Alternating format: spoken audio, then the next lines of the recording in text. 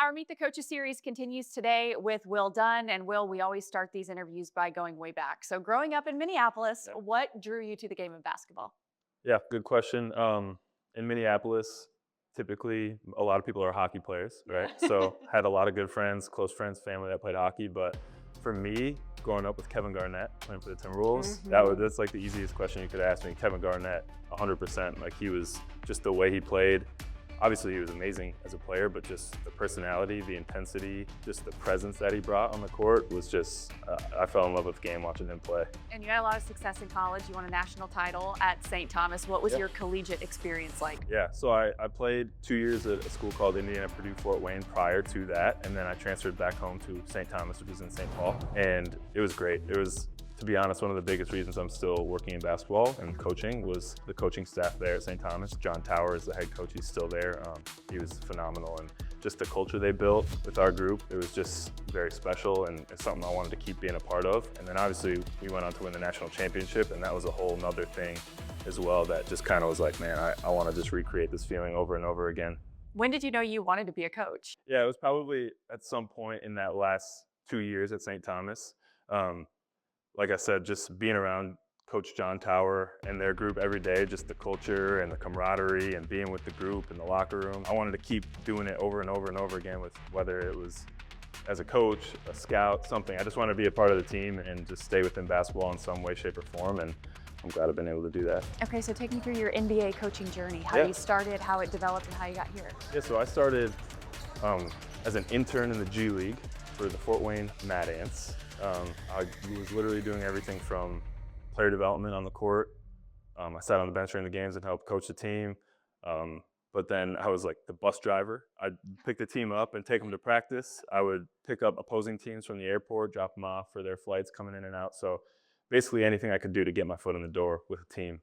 And then from that, I was able to parlay that into a role with the Lynx, the Minnesota Lynx, the WNBA team in Minneapolis. I was the head video coordinator there, which was a phenomenal experience. I really learned a ton about the coaching side of things there, and then was able to kind of meet some people and parlay that into this job down here doing video with the Rockets. That's awesome. Yep. You're one of many coaches that come from that video room, and that's a very specific grind. So for those that don't know, what is that video room grind like? Yeah, the video guys are basically, the way I would describe it is they're the eyes and the ears of the assistant and head coaches. Before that gets to them, the video guys have gone through all of it, right? So as a video guy, you're probably waking up every morning between 5 and 6, and you're watching 2 or 3 games hopefully before the other coaches even get in the door, Yeah. right? And by the time that they walk in, you have the game coded, tagged, sorted out, labeled, categorized so that everything's organized for the coaches and they can see it. So basically you get to watch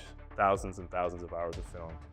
And it's probably the best way to learn the league when you're in that role. What is your day-to-day? Like you work specifically with Jayshawn Tate and Steven Adams. Yep. Those are your 2 assignments. What is your day-to-day? Yeah, so it just depends. Obviously game days and practice days, they're both different, but typically, no matter what, we're gonna do about 20 minutes with each guy, a vitamin. We call it vitamins, which is like our player development term for a little 20-minute workout slot. In that time, we will watch some film.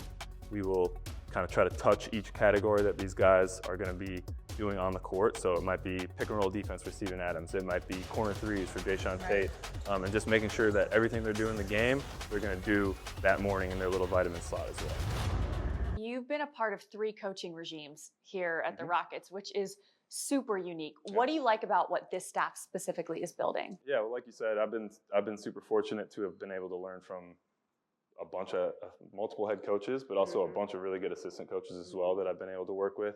I think what's special here is I think Ime has really ushered in a culture of accountability, and not only from him on down to the players, but the players amongst themselves have really started policing themselves. And when you have that culture where the players are holding each other accountable, then you have a great thing going. Ime told me he retained you in part because of your work ethic and because you really fit the culture and the identity that he was building. Yeah. Why do you think it's been such a good fit between you and Ime?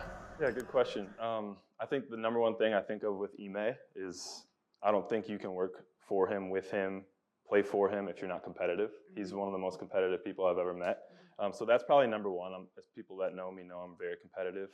And then the other thing I would say is just my willingness to prepare. I'm always, anything that Ime is going to give me, any responsibility, any task, a player to work with, he knows I'm going to put the time in to study, watch the film, look at the numbers, build a relationship with that guy, and make sure I'm doing a good job. I feel like a lot of people don't know this.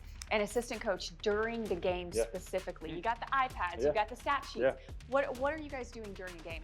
Yeah, it's a good question. I think we all have slightly different roles. Some people are overlooking like the coach's challenge process with the film. Some people, so for me, I have an iPad that has every play coming in as it's happening. And my role typically during the game will be to flag clips and go pull players aside. It may be the way they're guarding Jalen Green in pick and roll coverage. It may be a missed rotation. Hey, Tari, you got to make sure you rotate here on this play defensively, and just kind of take a player on the side during the huddle and go over it with them.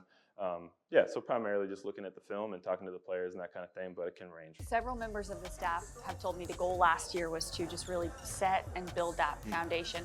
What has it been like to build something kind of from the ground up with the staff? Yeah, I mean, for me, it's been like full circle, right? My first couple years, my first year in particular, we were a playoff team with Coach D'Antoni and James Harden and that group of guys. Ended up going to the bubble, losing to the Lakers in the second round. And then after that, it was like, that 3-year kind of rebuilding process. And now to see it kind of building it back up from last year, getting to 41 wins again. And then this year, hopefully more than that. It's been amazing to be at that process from the start. What is special about these players and this coaching staff that you think is going to help propel the Rockets? It's been pretty well documented, but I think we have by far the hardest playing and most physical group of guys in the league. And it's a good feeling like when you go into every game and you're like, we know we're going to play harder than you, and we know we're going to be more physical than you, and we'll figure it out from there.